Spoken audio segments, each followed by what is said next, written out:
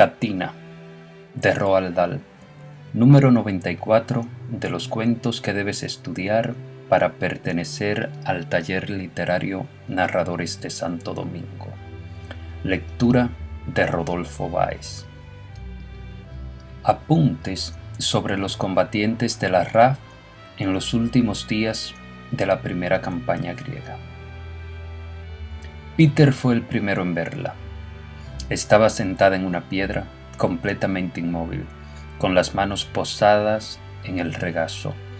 Miraba al frente con expresión vacía, sin ver nada, y a su alrededor, a un lado y otro de la callejuela, la gente iba y venía corriendo con cubos de agua que arrojaba por las ventanas al interior de las casas incendiadas. Del lado opuesto de la calle, sobre el empedrado, había un niño muerto. Alguien había arrimado el cadáver contra la pared para que no obstruyese el paso. Un poco más abajo, un anciano se afanaba sobre una montaña de adoquines y escombros. Iba quitando las piedras de una en una y las dejaba caer a un costado. A veces se inclinaba y escudriñaba entre las ruinas, pronunciando reiteradamente un nombre.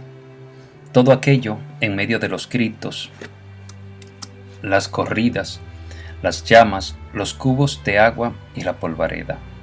Y la chiquilla sentada en silencio en aquella piedra, mirando fijamente hacia adelante, sin moverse. Le caía sangre por el lado izquierdo de su cara. Manaba de su frente y goteaba desde su quijada sobre el sucio vestido estampado. Peter la vio y dijo: «Mirad a esa chiquilla». Nos acercamos a ella y Finn le posó una mano en el hombro, inclinándose para examinar la herida. «Parece un fragmento de metralla», dijo. «Debería verla el Doc». Peter y yo formamos una silla, con las manos cruzadas, y Finn alzó a la muchacha para sentarla. Partimos de regreso al aeródromo. Los dos andamos dificultosamente de lado, de frente a nuestra carga. Sentía los dedos de Peter aferrados con fuerza a mis muñecas y el peso leve de las nalgas de la muchachita apoyadas en mis manos. Yo iba del lado izquierdo, y la sangre que goteaba de su rostro sobre la manga de mi traje de aviador resbalaba por la tela impermeable para caer sobre el dorso de mi mano. La chiquilla no se movía ni decía palabra. «Está sangrando bastante», dijo Finn. «Será mejor que apretemos el paso». Aunque la sangre no me dejaba verle bien el rostro, me daba cuenta de que la criatura era encantadora. Tenía pómulos bien marcados, unos grandes ojos redondos, de un azul claro como el cielo de otoño, y el cabello corto y rubio. Calculé que tendría unos 9 años. Aquello ocurría en Grecia, a comienzos de abril de 1941, en Paramitia. Nuestro escuadrón de combate estaba estacionado en un fangoso terreno próximo a la aldea. Era un valle profundo, rodeado de montañas. El helado invierno había pasado y ahora, casi sin que nos diésemos cuenta, había llegado la primavera. Lo había hecho callada y rápidamente, derritiendo el hielo en los lagos y barriendo la nieve de las cimas montañosas, y en el aeródromo veíamos por todos los lados el pálido verdor de la hierba que pugnaba por asomar a través del fango, formando una alfombra para nuestros aterrizajes. En el valle teníamos vientos cálidos y flores silvestres. Los alemanes, que unos días antes habían embestido desde Yugoslavia, operaban ahora intensamente, y esa tarde habían incursionado desde una gran altura y bombardeado la aldea con alrededor de 35 Dornier. Peter, Finn y yo disponíamos de un lapso de descanso y habíamos bajado a la aldea para ver si podíamos ayudar en las tareas de rescate. Habíamos empleado unas horas en hurgar entre las ruinas y ayudando a apagar incendios, y habíamos emprendido el regreso cuando vimos a la niña. Al aproximarnos ahora al campo de aterrizaje, vimos los hurricanes que describían círculos apretándose a tomar tierra, y como era de esperar, allí estaba Doc de pie delante de la tienda sanitaria, pendiente de que alguien llegase herido. Nos dirigimos hacia él con nuestra chiquilla en volandas, y Finn, que iba unos metros por delante, dijo: Doc! ¡Candul perezoso! Aquí hay trabajo para ti. El Doc era joven, agradable y retraído, excepto cuando se emborrachaba. Cuando estaba borracho cantaba muy bien. Llévenla a la enfermería, dijo. Peter y yo entramos y la depositamos sobre una silla. A continuación nos apartamos y nos pusimos a recorrer la tienda para ver cómo marchaban los muchachos. Estaba empezando a oscurecer. Había una puesta de sol al otro lado de las montañas del oeste y una luna llena, luna de bombardero, trepando por el cielo. La luna brillaba en la superficie de las tiendas y las teñía de blanco. Pequeñas pirámides albas y erguidas, ordenadamente reunidas en grupos reducidos en torno a los límites del aeródromo. Por el modo de agruparse, semejante a ovejas asustadas, y la forma de permanecer de pie unas junto a otras, les daba un aire humano, y casi daba la impresión de que supieran que iba a haber problemas, como si alguien les hubiese advertido que podían olvidarse de ellas y dejarlas abandonadas. Mientras las miraba, tuve incluso la impresión de verlas moverse. Me pareció notar que las veía juntarse un poco más. Y luego, silenciosamente, sin un sonido, las montañas se deslizaron, haciendo ligeramente más angosto nuestro valle. Durante los 2 días siguientes hubo mucha actividad aérea. Levantarse al amanecer, volar, combatir y dormir. Y la retirada del ejército. Eso fue más o menos todo lo que ocurrió, o para lo que hubo tiempo. Pero el tercer día las nubes se abalanzaron sobre las montañas y se deslizaron hasta el valle, y llovió, de modo que nos instalamos en la tienda comedor a beber cerveza y vino local, mientras el ruido de la lluvia en el techo remedaba al de una máquina de coser. Después, la comida. Por primera vez en muchos días estaba presente todo el escuadrón, 15 pilotos sentados en una larga mesa flanqueada por bancos a ambos lados, y el mono, nuestro comandante, en la cabecera. Estábamos aún en mitad del plato de carne en conserva cuando el faldón de la tienda se alzó y entró el Doc con un enorme impermeable chorreando sobre la cabeza, y con él, debajo del abrigo, venía la chiquilla. Llevaba una venda alrededor de la cabeza. «Hola», dijo el Doc, «he traído a una invitada». Todos miramos en derredor y súbitamente, de una forma automática, nos pusimos en pie. El Doc se estaba quitando el impermeable y la chiquilla se quedó allí con los brazos colgando a los costados, mirándonos, mientras nosotros la mirábamos a ella. Con su cabello rubio y la tez pálida, tenía menos aspecto de griega que cualquiera otra quien yo hubiese visto antes. Aquellos 15 hombres de rudo aspecto, puestos súbitamente de pie ante su entrada, la habían asustado, y por un instante giró a medias el cuerpo, como si se aprestase a salir corriendo bajo la lluvia. «Hola, ven a sentarte», dijo el mono. «Háblele en griego», dijo el Doc. «Si no, no entiende». Finn, Peter y yo nos miramos, y Finn dijo: «Por Dios, si es nuestra chiquilla. Buen trabajo, Doc». Ella reconoció a Finn y se encaminó hacia el lugar ocupado por éste. Él la cogió de una mano y la hizo sentar en el banco, y todos los demás se sentaron a su vez. Le dimos un poco de carne y ella la comió lentamente, con la mirada clavada en el plato. «Que venga Pericles», dijo el mono. Pericles era el intérprete griego asignado al escuadrón. Era un hombre estupendo que habíamos reclutado en Yanina, donde había sido el maestro de la escuela local. Se había quedado sin trabajo desde que comenzó la guerra. Los niños no vienen a la escuela, decía, están arriba en las montañas combatiendo. Yo no puedo enseñar a sumar a las piedras. Pericles entró. Era viejo. Llevaba barba, tenía la nariz puntiaguda y unos grises ojos tristes. No se le veía la boca, pero la barba hacía una especie de sonrisa cuando él hablaba. Pregúntale cómo se llama, dijo el mono. Él le dijo a la chiquilla algo en griego. Ella alzó la mirada y dijo, Catina. Fue lo único que dijo. Oye, Pericles, dijo Peter, pregúntale qué estaba haciendo sentada sobre aquel montón de ruinas en la aldea. Por el amor de Dios, dejadla en paz, dijo Finn.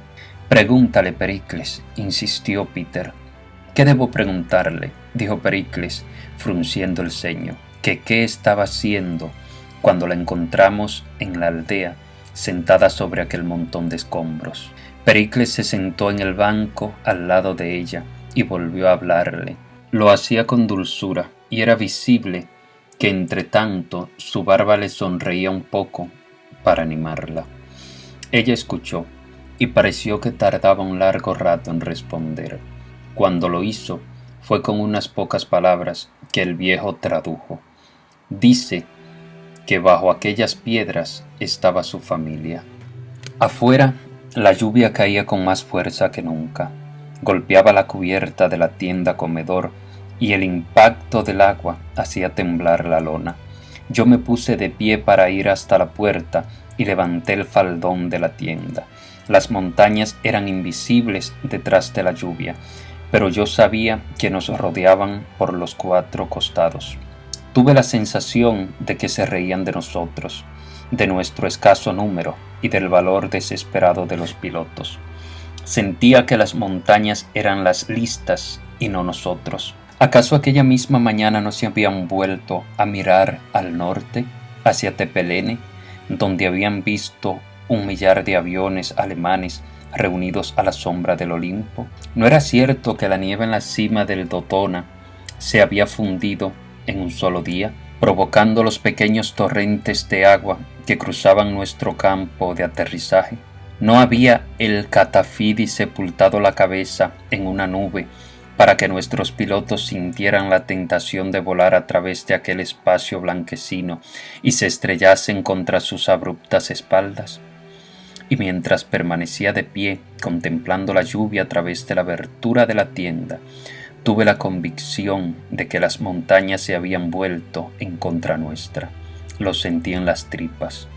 Retorné al interior de la tienda y allí estaba Finn, sentado junto a Catina, tratando de enseñarle palabras griegas. No sé si hacía muchos progresos, pero sí sé que en un momento dado la hizo reír, y eso fue un logro estupendo por su parte. Recuerdo el inesperado sonido de la carcajada de ella, y cómo todos la miramos a la cara, un rostro diferente de como había sido hasta entonces. Nadie más que Finn podía haberlo logrado. Él mismo era tan alegre que resultaba difícil mantener la seriedad en su presencia. Era alegre, alto y moreno, y allí estaba, sentado en el banco, inclinado hacia adelante, susurrando sonriente, mientras le enseñaba a Catina a hablar inglés y también a reír. Al día siguiente, el cielo se despejó y volvimos a ver las montañas. Salimos a patrullar sobrevolando a las tropas que se retiraban lentamente hacia las Termópilas y encontramos algunos Messerschmitt y Ju-87 que bombardeaban en picado a los soldados. Creo que les dimos a unos pocos, pero ellos derribaron a Sandy. Lo vi cayendo. Estuve 30 segundos completamente parado, observando su avión, que bajaba suavemente en espiral. Me acuerdo que puse en funcionamiento mi radio y dije quedamente: Sandy, tienes que saltar ahora. ¡Salta! Estás muy cerca de la tierra. Pero no hubo ningún paracaídas. Tomamos tierra y rodamos hasta nuestros respectivos emplazamientos, y allí estaba Catina, de pie, con el doc, delante de la tienda sanitaria, una diminuta joven de sucio vestido estampado, observando la llegada y el aterrizaje de las máquinas. Dirigiéndose a Finn en el momento en que éste entraba, dijo: Da Giraisis Sana. ¿Qué significa eso, Pericles?, preguntó Finn. Pues quiere decir habéis vuelto, dijo Pericles, sonriendo. La muchacha había contado con los dedos los aviones cuando emprendieron vuelo, y ahora advirtió que faltaba uno. Estábamos desperdigados, quitándonos los paracaídas, y ella intentaba preguntarnos por él, cuando de pronto alguien exclamó: «Mirad, ahí vienen». Todos nos lanzamos hacia las estrechas trincheras, y recuerdo haber visto a Finn que cogía a Katina por la cintura y la llevaba con nosotros, y a ella luchando como una tigresa durante todo el camino hasta allí. Tan pronto como estuvimos en la trinchera y Finn la hubo soltado, Katina saltó fuera y salió corriendo hacia el campo de aterrizaje. Como meteoritos se precipitaban los Messerschmitt con los cañones vomitando fuego, y descendían tanto que a los pilotos se les podía ver la nariz emergiendo de las gafas de vuelo. Por todas partes las balas levantaban columnas de polvo, y vi a uno de nuestros Hurricane estallar en llamas. Vi a Katina plantada firmemente en el centro mismo del campo, de pie, con las piernas separadas, de espaldas a nosotros, mirando cara a cara a los alemanes que efectuaban sus pasadas en picado. Nunca en mi vida he visto a alguien más pequeño, indignado y furioso. Parecía estarles gritando, pero el ruido era tal que no se oía más que los motores y las detonaciones del fuego de los aviones. Entonces se acabó tan súbitamente como había empezado, y nadie habló gran cosa excepto Finn, que dijo: «Yo jamás habría hecho eso, ni aunque estuviera loco». Esa noche, el mono cogió los registros del escuadrón, añadió el nombre de Katina a la lista de sus integrantes, y el oficial de equipamiento recibió orden de suministrarle una tienda, de modo que, el 11 de abril de 1941, la muchacha se convirtió en miembro del escuadrón. Al cabo de 2 días se sabía el nombre de pila o el apodo de cada piloto, y Finn ya le había enseñado a decir «¿Ha habido suerte?» y «buen trabajo». Pero fue una época de mucha actividad, y cuando intento reconstruirlo de hora en hora, el periodo entero se vuelve confuso en mi mente. En su mayor parte, recuerdo, se trataba de escoltar a los Blechheim a Valona, y si no era eso, de ametrallar los camiones italianos en la frontera albanesa. O recibíamos un SOS del regimiento de Northumberland, afirmando que estaban siendo ferozmente bombardeados por la mitad de la aviación de Europa. Nada de eso recuerdo. No me acuerdo con claridad de nada relativo a aquella época, salvo de 2 cosas.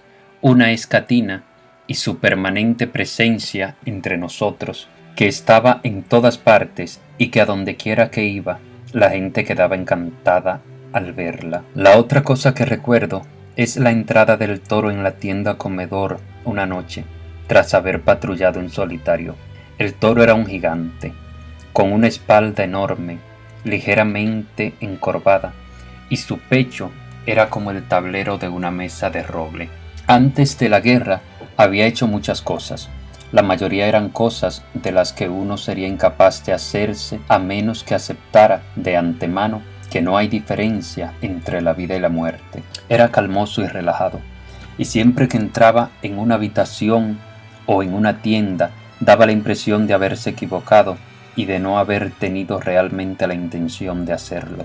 Y cuando él entró, estaba oscureciendo y nos encontrábamos sentados en círculo jugando a Shovehalpenny. Sabíamos que acababa de aterrizar. Lanzó una mirada de disculpa y después dijo «Hola», y se encaminó a la barra a coger una botella de cerveza. Alguien preguntó «¿Encontraste algo, Toro?» El Toro dijo que sí, y continuó jugueteando con la botella de cerveza. Supongo que todos estábamos enfrascados en nuestro juego, porque nadie habló más durante cerca de 5 minutos. Entonces Peter dijo: «¿Qué encontraste?», dijo Peter. El toro dejó la botella y lo miró. 5S79, dijo. Lo recuerdo a él diciéndolo, pero también me acuerdo de que estábamos entusiasmados con nuestra partida y de que a Finn le restaba un intento para ganar. Todos lo vimos errar y Peter dijo: «Finn, creo que vas a perder». «Vete al infierno», replicó Finn. Cuando terminó la partida, alcé la mirada y vi a el toro que seguía recostado contra el mostrador, haciendo sonar la botella de cerveza. «Suena como el viejo Mauretania entrando en la bahía de Nueva York», dijo, y empezó a soplar nuevamente. «¿Qué pasó con los S-79?», pregunté yo. Él cesó de soplar y dejó la botella sobre el mostrador. «Los derribé». Todos lo oyeron. En ese instante, cada uno de los 11 pilotos que estaban en aquella tienda interrumpió lo que estaba haciendo, y 11 cabezas se volvieron a mirar a el toro. Él bebió otro sorbo de cerveza y dijo sencillamente: «En un momento dado conté 18 paracaídas juntos en el aire». Unos días más tarde salió de patrulla y no regresó. Poco después, el mono recibió un mensaje de Atenas. Decía que el escuadrón debía trasladarse a Eleusis y desde allí defender la propia Atenas, además de cubrir a las tropas que se retiraban por el paso de las Termópilas. Catina debía ir con los camiones y le dijimos al doc que a él le correspondía ocuparse de que llegase sana y salva. El viaje les llevaría un día entero. Los pilotos éramos 14. Volamos sobre las montañas hacia el sur y a las 2:30 aterrizamos en Eleusis. Era un aeródromo estupendo, con pistas y hangares, y lo mejor de todo, Atenas quedaba solo a 25 minutos de coche. Ese atardecer, mientras iba oscureciendo, me quedé fuera de la tienda. Permanecí de pie con las manos en los bolsillos, contemplando la puesta de sol y pensando en la tarea que teníamos encomendada. Cuanto más lo pensaba, más imposible sabía que era. Lo sabía. Alcé la vista y una vez más vi las montañas. Aquí las teníamos más próximas, acosándonos desde todos los lados, hombro con hombro, altas y desnudas, con la cabeza entre las nubes, rodeándonos por todas partes, salvo por el sur, donde se hallaba el Pireo y el mar abierto. Yo sabía que cada noche, en la más completa oscuridad, mientras todos estuviésemos fatigados durmiendo en nuestras tiendas, aquellas montañas irían avanzando, reptando un poco más cerca, sin hacer ruido, hasta que al fin, el día señalado, se precipitaran irresistiblemente sobre nosotros y nos empujaran al mar. Finn emergió de su tienda. ¿Te has fijado en las montañas?, le pregunté. Están llenas de dioses. No sirven para nada, respondió. Ojalá se queden quietas, dije. Finn alzó la mirada hacia los grandes riscos del Parnes y el Pantelicón. Están llenas de dioses, repitió él. A veces, en mitad de la noche, cuando hay luna, se los ve sentados en las cimas. Había uno sobre el Catafidi cuando estábamos en Paramitia. Era enorme como una casa, pero sin forma alguna y completamente negro. ¿Tú lo viste? Claro que lo vi. ¿Cuándo?, pregunté. ¿Cuándo lo viste, Finn? Vámonos a Atenas, dijo Finn. Vámonos a Atenas a ver mujeres.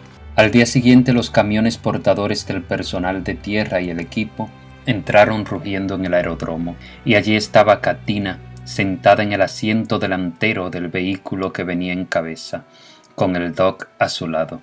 Nos saludó con la mano, descendió de un salto y vino corriendo hasta nosotros, riendo y llamándonos por nuestros nombres, que en griego sonaban extrañamente. Seguía con el mismo sucio vestido estampado y llevaba aún una venda alrededor de la cabeza, pero en su cabeza brillaba el sol. Le mostramos la tienda que le habíamos preparado y el pequeño camisón de algodón que Finn había conseguido misteriosamente la noche anterior en Atenas. Era blanco, con montones de pajarillos azules bordados en la parte delantera, y a todos nos parecía muy bonito. Katina quiso ponérselo enseguida y llevó un buen rato convencerla de que era únicamente para dormir. 6 veces tuvo fin que ejecutar una complicada pantomima consistente en fingir que se ponía el camisón para luego saltar al lecho y quedar profundamente dormido. Al final ella sintió vigorosamente con la cabeza y entendió. Durante los 2 días que siguieron no ocurrió nada, aparte de la llegada de los restos de otro escuadrón que vino del norte a unirse a nosotros. Trajeron 6 hurricanes, de modo que en total teníamos unas 20 máquinas. A continuación, esperamos. Al tercer día aparecieron aviones de reconocimiento alemanes describiendo círculos a gran altura sobre el Pireo y salimos a perseguirlos, pero nunca nos elevábamos a tiempo para darles caza. Resulta comprensible, porque nuestro radar era de un tipo muy especial. Actualmente está obsoleto y dudo que vuelva a ser utilizado alguna vez. Por todo el país, en todas las aldeas, en lo alto de las montañas y en las islas circundantes, había griegos que se comunicaban con nuestra pequeña sala de operaciones a través del teléfono de campaña. Carecíamos de oficial de operaciones, de modo que nos turnábamos para hacer sus veces durante un día entero. Mi turno llegó al 4.º día, y recuerdo claramente lo que sucedió. A las 6:30 de la mañana sonó el teléfono. «Aquí A7», dijo una voz inequívocamente griega. «Aquí A7. Hay ruidos aquí arriba». Yo miré el mapa. Había un pequeño círculo en cuyo interior ponía A7, al lado mismo de Janina. Marqué una cruz sobre el celuloide que cubría el mapa y a un costado escribí «Ruidos», además de la hora, 06:31. 3 minutos más tarde volvió a sonar el teléfono. «Aquí A4, aquí A4, hay muchos ruidos aquí arriba», dijo una voz temblorosa de viejo. «Pero no veo nada, porque hay nubes espesas». Miré el mapa. A4, era el monte Cavara. Marqué otra cruz sobre el celuloide, escribí «muchos ruidos», 06:34, y luego tracé una recta entre Janina y Cavara. Apuntaba hacia Atenas, de modo que hice la señal a la tripulación de alerta, que levantó vuelo y circundó la ciudad. Al rato vieron un Ju-88 de reconocimiento que volaba a mucha mayor altura que ellos, pero no lograron cazarlo. Así era como funcionaba nuestro radar. Esa noche, cuando quedé libre, no pude evitar pensar en el viejo griego sentado a solas en una choza en A4, sentado en una ladera del Cavara, escudriñando el espacio blanco y atento día y noche a los ruidos en el cielo. Imaginé la ansiedad con la que echó mano al teléfono cuando oyó algo, y la alegría que debió experimentar cuando la voz al otro extremo repitió su mensaje y le dio las gracias. Pensé en sus ropas y me pregunté si serían lo bastante abrigadas, y no sé por qué pensé en sus botas, a las que casi con seguridad no les quedaba suela y que estarían rellenas con papel y corteza de árbol. Fue el 17 de abril, fue la noche en que el mono comentó: «Dicen que los alemanes están en Lamia, lo que significa que estamos al alcance de sus casas. Mañana debería comenzar la fiesta». Así fue. Al amanecer llegaron los bombarderos, con los cazas dando vueltas en lo alto a su alrededor, cuidándolos y esperando para abalanzarse a su vez, pero sin hacer nada, a menos que alguien interfiriera con los primeros. Creo que tuvimos 8 hurricanes en el aire justo antes de que ellos arribasen. No era mi turno de vuelo, así que observé la batalla desde tierra con Katina de pie a mi lado. La chiquilla no dijo una palabra. De cuando en cuando movía la cabeza, siguiendo las motitas plateadas que danzaban en lo alto del cielo. Vi un avión que caía, dejando tras sí un rastro de humo negro, y miré a Katina. El odio pintado en su rostro era el fiero y candente odio de una anciana que lo lleva en su corazón. Era un odio de vieja, y resultaba extraño verlo. En aquella batalla perdimos a un sargento llamado Donald. A mediodía el mono recibió otro mensaje de Atenas. Decía que la moral estaba decaída en la capital y que todos los hurricanes disponibles debían volar en formación a baja altura sobre la ciudad para demostrar a los habitantes lo fuertes que estábamos y qué cantidad de aviones teníamos. Despegamos 18 de nosotros. Volamos en estrecha formación de un extremo al otro de las principales calles, poco menos que rozando los techos de las casas. Yo veía a la gente que miraba hacia arriba protegiéndose los ojos contra el sol, contemplando nuestro paisaje, y en una calle veía una anciana que no alzó los ojos para nada. Nadie saludaba, y supe, aunque no veía sus rostros, que ni siquiera se alegraban al vernos pasar. Después nos dirigimos rumbo a las Termópilas, pero de camino dimos 2 vueltas alrededor de la Acrópolis. Era la primera vez que la veía tan de cerca. Vi una pequeña colina casi parecida a un montículo, y en lo alto las blancas columnas. Eran numerosas, agrupadas en perfecto orden, no amontonadas, blancas bajo la luz del sol, y me pregunté al mirarlas cómo alguien pudo colocar tanta cosa en lo alto de una colina tan pequeña, de una forma tan elegante. Luego volamos sobre el gran paso de las Termópilas y vi extensas hileras de vehículos que se desplazaban lentamente hacia el sur en dirección al mar. Veía ocasionalmente pequeños surtidores como de humo blanco en los lugares donde algún proyectil daba en tierra en el valle, y vi un blanco directo en la carretera que dejó un espacio vacío en la caravana de vehículos, pero no vimos ningún avión enemigo. Cuando aterrizamos, el mono dijo: «Repostad combustible rápidamente y volved a salir. Creo que están esperando a cogernos en tierra». Pero fue inútil. Descendieron desde el cielo 5 minutos después de nuestro aterrizaje. Recuerdo que me encontraba en el cuarto de los pilotos del hangar número 2, hablando con Finn y con un hombretón alto, de cabellos alborotados, llamado Paddy. Oímos las balas en el techo de chapa ondulada del hangar, después unas explosiones, y los 3 nos zambullimos bajo la mesita de madera que había en medio del cuarto. Pero la mesa se volcó, Paddy la acomodó y se arrastró debajo. «Es bueno estar debajo de una mesa», dijo. «Yo no me siento a salvo si no estoy debajo de una mesa». «Yo nunca me siento a salvo», dijo Finn. Estaba sentado en el suelo, observando los agujeros que las balas hacían en la pared de chapa corrugada del cuarto. Las balas producían un gran estruendo al golpear contra la hojalata. A continuación cobramos ánimo.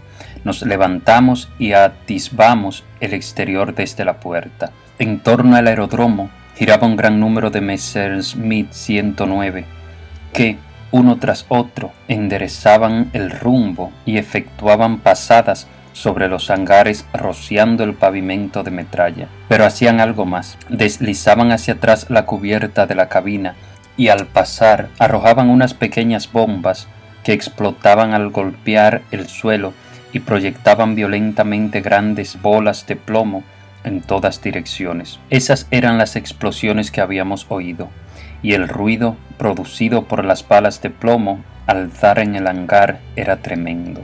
Entonces vi a los hombres, el personal de tierra, en pie en las estrechas trincheras, disparando con rifles contra los Messerschmitt, recargando y disparando con la mayor rapidez posible, al tiempo que maldecían a gritos, apuntando de forma risible, desesperadamente, rifles contra aviones. En Eleusis no existían más medios de defensa. De pronto todos los Messerschmitt giraron y pusieron rumbo a su base, todos menos uno, que bajó y efectuó un suave aterrizaje de panza en el aeródromo. Entonces se produjo el caos. Los griegos que estaban con nosotros lanzaron un grito unánime, montaron en el vehículo apagafuegos y se dirigieron hacia el avión alemán accidentado. Al mismo tiempo, Por los 4 costados del campo aparecieron más griegos gritando y clamando por la sangre del piloto. Era una muchedumbre dispuesta a tomarse venganza, y era difícil reprochárselo, pero existían otras consideraciones que atender. Queríamos al piloto para interrogarlo, y lo necesitábamos vivo. El mono, que estaba de pie en la pista, nos llamó a gritos, y Finn, Paddy y yo corrimos con él hacia la furgoneta, que estaba a 50 yardas. El mono se introdujo en ella como un relámpago, arrancó el motor e inició la marcha en el momento mismo en que nosotros 3 saltábamos a la plataforma. El apagafuegos, con los griegos encima, no era rápido, y todavía le faltaba 200 yardas que recorrer, y los demás se encontraban aún muy lejos. El mono conducía velozmente y les ganamos como por 50 yardas. Saltamos de la furgoneta y corrimos hasta el Messerschmitt. Allí sentado en la carlinga había un chico rubio, de mejillas sonrosadas y ojos azules. Nunca he visto a nadie cuyo rostro expresara tanto miedo. «Estoy herido en la pierna», le dijo al mono en inglés. Lo sacamos de la carlinga y lo metimos en el coche, con los griegos alrededor, observándonos. La bala le había astillado la tibia. Lo llevamos de regreso, y cuando se lo entregamos al doc, vi a su lado a Katina, que miraba el rostro del alemán. Aquella criatura de 9 años estaba allí, de pie, mirando al alemán, incapaz de hablar, ni siquiera podía moverse. Con las manos aferradas a la falda del vestido, miraba fijamente el rostro del hombre. «Tiene que haber un error», parecía decir, «tiene que haber un error. Este tiene mejillas sonrosadas y cabello rubio y ojos azules. No es posible que sea uno de ellos. Es un chico corriente». Tras contemplar cómo lo colocaban en una camilla y se lo llevaban, Katina se volvió y salió corriendo por la hierba hacia su tienda.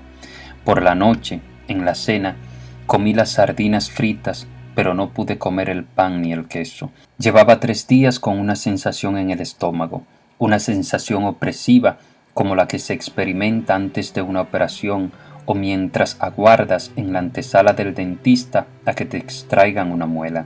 La había tenido permanentemente, desde que abría los ojos hasta que me dormía. Peter estaba sentado frente a mí y se lo comenté. «Yo la tengo desde hace una semana», dijo él. «Es bueno para los intestinos, los relaja». «Los aviones alemanes son como las pastillas de hígado», dijo Finn desde el fondo de la mesa. «Hacen mucho bien, ¿verdad, Doc?» «Puede que hayas tomado una sobredosis», dijo el Doc. «Así es», dijo Finn. «He tomado una sobredosis de pastillas de hígado alemanas. No leí las instrucciones en el frasco. 2 antes de acostarse». «Me encantaría acostarme», dijo Peter. Después de la cena, 3 de nosotros fuimos andando hasta los hangares con el mono, que dijo: «Me preocupan estas incursiones contra blancos en tierra. Los alemanes jamás atacan los hangares, porque saben que nunca ponemos nada dentro. Me parece que esta noche cogeremos 4 de los aviones y los meteremos en el hangar número 2. Era una buena idea. Normalmente los Hurricane estaban dispersos por todo el perímetro del aeródromo, pero eran atacados de uno en uno, porque era imposible mantenerlos todo el tiempo en el aire. Cada uno de los 4 cogió un avión y lo condujo rodando al interior del hangar número 2, y a continuación empujábamos las grandes puertas corredizas y las dejábamos cerradas. A la mañana siguiente, antes de que el sol hubiera asomado sobre las montañas, apareció una bandada de Ju-87 que borró el hangar número 2 de la faz de la tierra. Fue un bombardeo de precisión que no tocó siquiera los hangares adyacentes. Esa tarde mataron a Peter. Salió hacia una aldea llamada Kalkis, que estaba siendo bombardeada por unos Ju-88, y nadie volvió a verlo nunca. El alegre y risueño Peter, cuya madre, que vivía en una granja de Kent, solía escribirle en unos sobres largos de color azul celeste que él llevaba a todas partes en los bolsillos. Yo siempre había compartido alojamiento con Peter desde que llegué al escuadrón.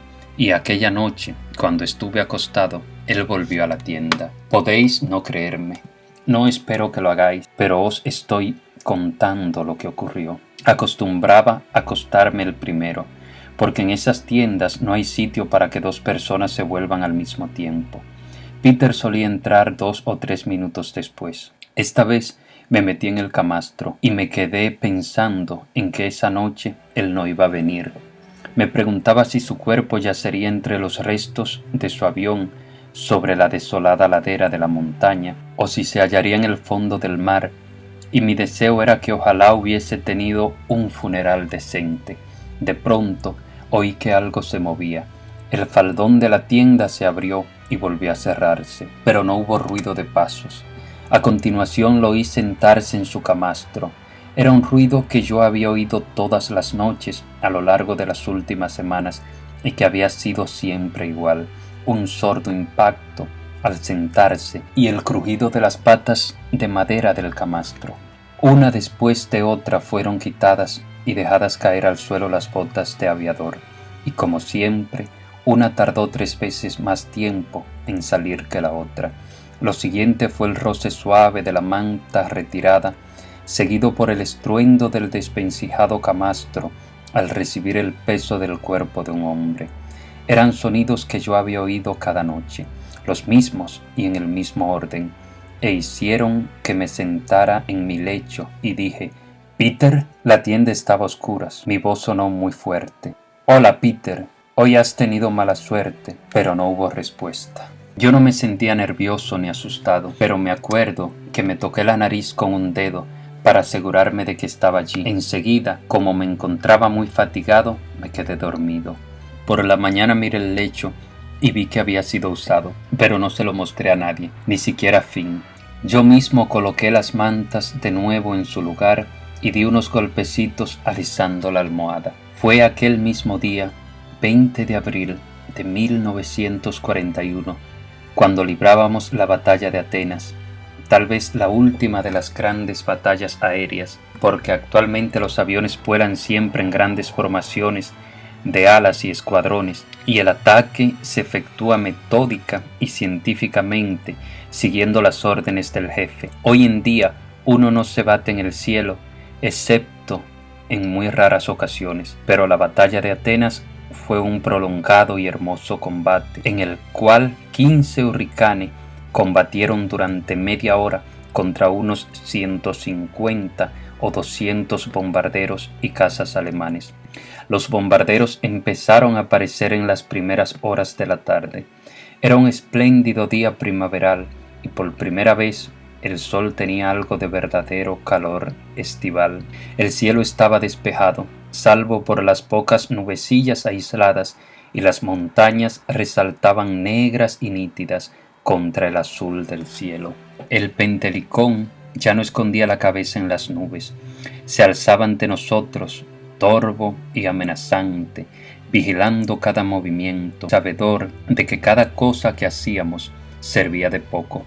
Los hombres eran estúpidos y estaban hechos únicamente para morir, en tanto que las montañas y los ríos eran perennes y no notaban el paso del tiempo. ¿Acaso el propio Pentelicón, al dirigir despectivamente la mirada a las Termópilas muchos años atrás, no había visto a un puñado de espartanos defendiendo el paso contra los invasores? ¿No los había visto pelear hasta que ninguno de ellos quedó vivo? ¿No había visto a los persas hacer pedazos a Leónidas en Maratón?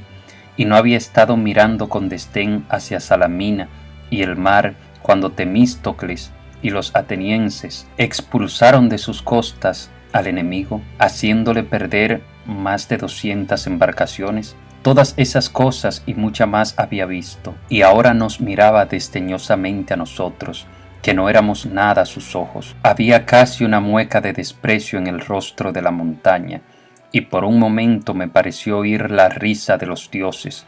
Sabían perfectamente que no éramos bastantes y que al final debíamos perder. Los bombarderos llegaron inmediatamente después de la hora de comer, y enseguida comprobamos que eran muy numerosos. Al mirar el cielo vimos que se llenaba de pequeñas motas plateadas y que la luz solar bailoteaba emitiendo destellos sobre un centenar de pares de alas diferentes. Los Hurricane eran 15 en total y combatieron con el furor de una tormenta celeste. No es fácil recordar mucho de una batalla semejante, pero me acuerdo que alcé la vista y vi una profusión de pequeños puntos negros en el cielo. Recuerdo haber pensado para mis adentros que aquellos no podían ser aviones, simplemente no podían serlo, porque no había tantos aviones en el mundo. Entonces se nos echaron encima, y me acuerdo de haber accionado un pequeño alerón para poder girar en círculos más apretados. Después recuerdo solo algunas pequeñas incidencias que me quedaron grabadas en la mente. Las llamaradas surgieron de los cañones de un Messerschmitt que me atacaba directamente por estribor. El alemán, cuyo paracaídas se prendió fuego en el momento de abrirse. El que se colocó a mi altura y me hizo señas obscenas con los dedos. El Hurricane que chocó con un Messerschmitt. El avión que chocó contra alguien que descendía en paracaídas y entró en una espantosa barrena enloquecida, con el hombre y el paracaídas enredados del ala de babor. 2 bombarderos colisionaron al virar para eludir a un caza. Y conservo nítidamente la visión de un hombre expulsado de entre el humo y los restos del choque para quedar suspendido en el aire con los brazos extendidos y las piernas abiertas. Os aseguro que no hubo nada que no ocurriese en aquella batalla. Hubo un momento en que vi un Hurricane describiendo círculos cerrados en torno a la cima del monte Parnaso con 9 Messerschmitt tras él. Y recuerdo que súbitamente los cielos parecieron despejarse. No había ya ningún avión a la vista. La batalla había terminado. Di media vuelta para dirigirme de regreso a Eleusis, y de pasada miré hacia abajo y vi Atenas y el Pireo, y la orilla del mar describiendo la curva de la bahía y enderezando hacia el sur camino del Mediterráneo. Vi el puerto del Pireo donde habían caído las bombas, y vi el humo y las llamas que subían de los muelles. Vi la estrecha llanura litoral, y en ella unas diminutas hogueras, delgadas columnas de humo negro que ascendían en espiral y se perdían hacia el este. Eran los aviones derribados, y tuve la esperanza de que ninguno de ellos fuese de los nuestros. En ese preciso momento apareció de golpe ante mí un Junker 88, un rezagado, el último bombardero que volvía de la incursión. Estaba averiado y uno de los motores iba dejando un reguero de humo negro. Aunque le disparé, no creo que sirviese de nada, pues ya estaba descendiendo irremisiblemente. Nos hallábamos sobre el mar y comprendí que no llegaría a tomar tierra, y no lo hizo. Tras un pausado descenso, se posó de panza sobre el golfo azul del Pireo, a 2 millas de la costa. Lo seguí y volé en círculo, esperando a que la tripulación se pusiera a salvo en un bote. La máquina comenzó a sumergirse lentamente, hundiendo el morro en el agua y alzando la cola en el aire, pero no había señales de la tripulación. De improviso, sin la menor señal previa, la ametralladora de popa empezó a disparar. Abrieron fuego con ella y con las balas hicieron unos pequeños agujeros irregulares a mi ala de estribor. Viré alejándome y me acuerdo de haberles gritado. Deslicé hacia atrás la cubierta de la cabina y les grité: «¡Malditos bastardos valientes! ¡Ojalá os ahoguéis!». El bombardero se hundió al poco rato. Cuando regresé, todos mis camaradas estaban de pie formando un círculo fuera de los hangares, contando las marcas. A Catina, sentada en un cajón, le rodaban las lágrimas por las mejillas, pero no estaba llorando, y Finn, arrodillado junto a ella, le hablaba suave y dulcemente en inglés, sin acordarse de que ella no sabía el idioma. Perdimos 1/3 de nuestros Hurricane en aquella batalla, pero los alemanes perdieron más. El Dog, que estaba vendando a uno que había sufrido quemaduras, alzó la mirada y dijo: «Tendríais que haber visto a los griegos en el aeródromo, celebrando con victorias la caída de cada bombardero derribado». Mientras estábamos allí hablando, apareció un camión del que saltó un griego que dijo que dentro traía un cadáver hecho pedazos. «Este es el reloj que llevaba en el brazo, agregó. Era un reloj de pulsera plateado, con esfera luminosa, y tenía unas iniciales grabadas al dorso. Ninguno de nosotros miró el interior del camión. En ese momento nos quedaban, me parece, 9 hurricanes. Esa noche vino de Atenas un oficial de muy alto rango de la RAF y nos dijo: mañana al amanecer volveréis todos a Megara. Está a unas 10 millas por la costa. Allá hay un pequeño campo en el que podéis aterrizar. El ejército va a trabajar en él toda la noche. Tienen 2 grandes apisonadoras y van a dejarlo bien plano. Tan pronto como aterricéis, debéis ocultar nuestros aviones en el olivar que hay al sur del campo.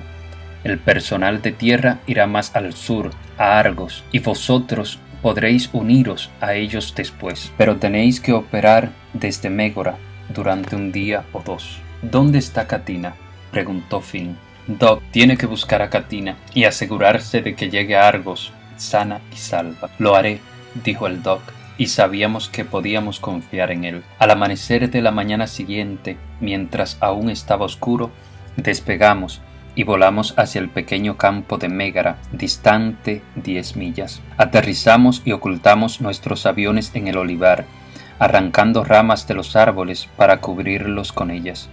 Después nos sentamos en la ladera de una pequeña colina a esperar órdenes. Cuando el sol se elevó sobre las montañas, miramos hacia el lado opuesto del campo y vimos que una multitud de campesinos griegos de la aldea de Mégara se encaminaba a nuestro campo. Eran varios cientos, en su mayoría mujeres y niños, y todos venían hacia nuestro campo, cada vez más deprisa. ¡Demonios!, exclamó Finn, y todos nos pusimos de pie en nuestra pequeña colina para observar, preguntándonos qué se propondrían hacer. Lo que hicieron fue dispersarse a lo largo del perímetro del campo y juntar manojos de brezo y de helecho, tras lo cual, formando largas filas, empezaron a esparcirlos sobre la hierba. Estaban camuflando nuestro campo de aterrizaje. Las apisonadoras, al recorrer el campo para dejarlo liso, habían dejado también marcas fácilmente visibles desde las alturas, y por eso los griegos, hombres, mujeres y niños, habían venido de la aldea para enmendar las cosas. Formaron una larga fila de un lado al otro del campo, y andando lentamente iban esparciendo el brezo. Finn y yo fuimos a mezclarnos con ellos. Eran mayoritariamente ancianas y ancianos, muy pequeños y de aspecto triste, con el rostro oscuro y arrugado, y trabajaban lentamente. A nuestro paso interrumpían la tarea para sonreír y decirnos en griego cosas que nosotros no comprendíamos. Uno de los niños le dio a Finn una florecilla rosada y él no supo qué hacer con ella, pero siguió andando con la flor en la mano. Después retornamos a la ladera de la colina y continuamos la espera. No tardó en sonar el teléfono de campaña. El que hablaba era el mismo alto oficial. Dijo que alguien debería volar inmediatamente de vuelta a Eleusis, a recoger importantes mensajes y un dinero. También dijo que esa noche debíamos abandonar el pequeño campo de Mégara e irnos todos a Atenas. Los demás dijeron que aguardarían a que yo regresase con el dinero para poder volar a Atenas todos juntos. Simultáneamente, alguien había dicho a los 2 hombres del ejército que continuaban allanando el campo que destruyeran las apisonadoras para que no cayesen en poder de los alemanes. Me acuerdo de que mientras trepaba a mi hurricane, vi aquellas 2 grandes máquinas embistiéndose mutuamente y a los 2 hombres saltar a un costado instantes antes de la colisión. Hubo un gran estruendo y vi a todos los griegos que esparcían el brezo suspender la tarea y alzar la cabeza. Por un momento se quedaron de piedra, mirando las apisonadoras. Después alguien comenzó a correr. Era una anciana que emprendía el regreso a la aldea lo más rápido que podía, gritando al mismo tiempo, y al instante cada hombre, mujer y niño que estaba en el campo, pareció asustarse y empezó a correr tras ella. Tuve ganas de bajarme y correr junto a ellos y explicarles, decirles que los sentía, pero no podíamos hacer otra cosa. Quería decirles que no los olvidábamos y que un día regresaríamos, pero era inútil. Perplejos y asustados, corrían a refugiarse en sus hogares y no se detuvieron, ni siquiera a los viejos, hasta que estuvieron fuera de la vista. Despegué y volé a Eleusis. Aterricé en un aeródromo muerto. No se veía un alma. Aparqué mi Hurricane y cuando me dirigía andando a los hangares aparecieron de nuevo los bombarderos. Me oculté en una zanja hasta que acabaron su tarea. Luego me puse de pie y me encaminé al pequeño cuarto de operaciones. Como el teléfono continuaba aún sobre la mesa, sin saber por qué, cogí el auricular y dije «Hola». Al otro extremo contestó una voz más bien alemana. Yo dije «¿Me oye?» y la voz dijo «Sí, sí, le oigo». «Muy bien», dije yo, «escúcheme con atención». «Sí, continúe, por favor». Le habla la RAF y un día volveremos. ¿Me entiende? Un día volveremos. A continuación, arranqué el teléfono del enchufe y lo lancé a través del cristal de la ventana cerrada. Cuando salí, había un hombrecillo vestido de civil de pie cerca de la puerta. Tenía un revólver en una mano y un maletín en la otra. ¿Busca usted algo?, dijo en muy buen inglés. Sí, dije yo. Busco unos mensajes importantes y unos papeles que he de llevar a Argos. Aquí los tiene, dijo él, y me entregó el maletín, y buena suerte. Volé de regreso a Mégara. Frente a la costa había 2 destructores ardiendo y uno a punto de hundirse. Mientras sobrevolaba en círculos sobre nuestro campo de aterrizaje, los demás despegaron, y todos juntos nos dirigimos a Argos. La pista de aterrizaje en Argos no era más que un pequeño campo pelado. Lo rodeaban espesos olivares hacia los cuales hicimos rodar los aviones para ocultarlos. No sé qué largo tenía el campo, pero no era fácil aterrizar en él. Había que descender muy bajo, manteniendo la propulsión, y en el momento de tocar tierra empezar a darle el freno, accionándolo y soltándolo de nuevo cuando la máquina empezaba a inclinar el morro. Pero solo uno de nosotros se pasó y sufrió averías. El personal de tierra ya había llegado, y cuando dejamos los aviones, Katina vino corriendo hacia nosotros con una canastilla de olivas negras que nos ofreció señalándonos el estómago para indicarnos que debíamos comer. Finn se inclinó y le desordenó el cabello, diciendo: «Katina, un día tenemos que ir al pueblo a comprarte un vestido nuevo». Ella le sonrió sin entender y todos nos pusimos a comer las olivas negras. Entonces miré a mi alrededor y vi que el bosque estaba lleno de aviones. En cada rincón había un aparato oculto entre los árboles, y cuando preguntamos, supimos que los griegos habían traído toda su fuerza aérea a Argos y la habían estacionado en aquel pequeño bosque. Eran modelos particularmente anticuados, ninguno con menos de 5 años, y no sé cuántas docenas eran. Esa noche dormimos bajo los árboles, envolvimos a Katina en un holgado traje de aviador y le dimos un casco por almohada, y cuando se durmió, nosotros nos sentamos en rueda a comer olivas y a beber vino griego de un enorme barril. Pero estábamos muy fatigados y pronto nos echamos a dormir.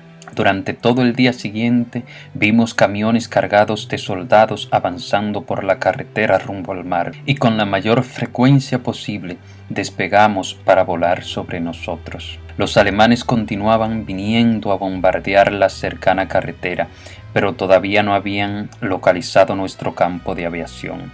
Avanzando el día, nos dijeron que todos los Hurricane disponibles debían despegar a las 6 de la tarde para proteger una importante maniobra de embarque, y las 9 máquinas, que eran todas las que ahora nos quedaban, fueron apostadas y quedaron prontas.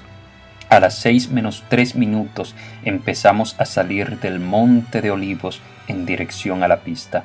Las primeras 2 máquinas despegaron, pero tan pronto como estuvieron en el aire, algo negro surgió velozmente del cielo y las derribó envueltas en llamas. Miré en derredor y vi no menos de 50 Messerschmitt 110 volando en círculos sobre nuestro campo, y en el mismo momento algunos de ellos giraron y se precipitaron sobre los 7 Hurricane que aguardaban para el despegue. No hubo tiempo para nada.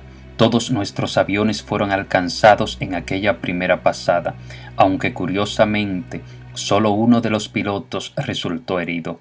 Como ya era imposible despegar, saltamos fuera de los aviones y sacamos al herido de su cabina y corrimos con él de vuelta a las trincheras, a las maravillosas trincheras profundas y en zigzag que habían sido excavadas por los griegos. Los Messerschmitt se tomaron su tiempo. No hubo posición desde tierra ni desde el aire, excepto la de Finn disparando su revólver. No es una experiencia agradable la de ser atacado en tierra desde el aire, en particular si los aviones poseen cañones en las alas, y a menos que se tenga una trinchera profunda en la que refugiarse, la cosa no tiene futuro. Por alguna razón, quizá porque les pareció un buen chiste, los pilotos alemanes se dedicaron a las trincheras antes de ocuparse de los aviones. Los primeros 10 minutos estuvimos yendo como locos de una parte a otra de las trincheras para no ser cogidos en una que corriese paralela a la línea de vuelo del avión atacante. Fueron 10 minutos agitados y horribles, con todo el mundo gritando ¡ahí viene otro!, y precipitándose hacia la esquina más próxima para situarse en un tramo diferente. Después los alemanes se dedicaron a los Hurricane y al mismo tiempo a la multitud de viejos aviones griegos estacionados por todo el olivar, y de uno en uno, metódica y sistemáticamente, los hicieron estallar en llamas. El ruido era tremendo y por todas partes, en los árboles, en las rocas y en la hierba, llovían las balas. Recuerdo haberme asomado con precaución al borde de nuestra trinchera y haber visto una pequeña flor blanca a pocas pulgadas de mi nariz. Era de un blanco inmaculado y tenía 3 pétalos. Recuerdo que al mirar más allá vi 3 de los aviones alemanes que se lanzaban en picado sobre mi Hurricane. Estaba estacionado al otro lado del campo y recuerdo que les grité, aunque no sé qué dije. Entonces súbitamente vi a Katina. Salía corriendo desde la esquina más alejada del aeródromo. Corría cuanto podía en dirección al centro mismo de aquella confusión de armas que vomitaban fuego y de aviones incendiados. Tropezó una vez, pero se las compuso para ponerse nuevamente de pie y siguió corriendo. Después se detuvo y se quedó mirando hacia lo alto, levantando los puños hacia los aviones que pasaban. Con Katina allí de pie, recuerdo que vi a uno de los Messerschmitt que efectuaba un giro para venir volando directamente hacia ella, y recuerdo haber pensado que era tan pequeña que no podían darle. Recuerdo haber visto los chorros llameantes de las ametralladoras y recuerdo fugazmente a la chiquilla de pie, completamente inmóvil, enfrentada a la máquina. Me recuerdo que el viento le sacudía la cabellera. Entonces cayó al suelo. Jamás olvidaré el momento siguiente. De todas partes, como por arte de magia, brotaron de la tierra los hombres, salieron en multitud de las trincheras y como una turba enloquecida se volcaron sobre el aeródromo, corrieron hacia el diminuto bulto que yacía inmóvil en el centro del campo. Corrían velozmente, agazapados, y recuerdo que salté de mi trinchera para unirme a ellos. Recuerdo que no pensaba en nada y que me fijé en las botas del hombre que iba delante de mí, notando que era algo patizambo y que los pantalones azules le quedaban demasiado largos. Recuerdo haber visto que Finn llegaba el primero, seguido de cerca por un sargento llamado Wistful, y recuerdo que entre los dos levantaban a Katina y empezaban a correr para llevarla de nuevo a las trincheras. Le vi la pierna, solo un montón de sangre y huesos, y le vi el pecho, del cual brotaba la sangre que le manchaba el blanco vestido estampado. Vi por un momento su rostro blanco como la nieve de la cima del Olimpo. Alcancé a fin que mientras corría iba diciendo: «¡Malditos bastardos! ¡Malditos bastardos inmundos!». Y luego, al llegar a la trinchera, recuerdo que miré en derredor y descubrí que ya no había ruido ni disparos. Los alemanes se habían ido. «¿Dónde está el Doc?», preguntó Finn, y súbitamente lo vimos de pie junto a nosotros, mirando a Katina, mirando su rostro. El Doc le cogió suavemente la muñeca y sin levantar la vista dijo: «Ya no vive». La colocaron bajo un arbolillo, y cuando giré la cabeza vi por todas partes las incontables hogueras de otros tantos aviones incendiados. Vi mi propio Hurricane ardiendo allí cerca y me quedé mirando desesperadamente las llamas que bailoteaban alrededor del motor y lamían el metal de las alas. Me quedé mirándolas fijamente. Mientras las contemplaba, las llamas se volvieron de un rojo más intenso, y lo que veía detrás de ellas no era una masa de despojos humeantes, sino las llamas de una hoguera más caliente e intensa, la que ahora ardía sin tregua en el corazón del pueblo de Grecia. Continué mirando fijamente, y en el centro de la hoguera, de donde surgían las llamas rojas, vi un núcleo blanco y brillante, un brillo deslumbrante e incoloro. Mientras miraba, el brillo se acentuó y se volvió suave y amarillo como la luz solar, y más allá vi a una joven criatura de pie en medio de un campo, con el cabello iluminado por el sol. Por un momento permaneció mirando al cielo, que era claro y azul y sin nubes. Luego se volvió para mirarme, y en ese momento vi que su blanco vestido estampado estaba manchado de un rojo oscuro, el color de la sangre.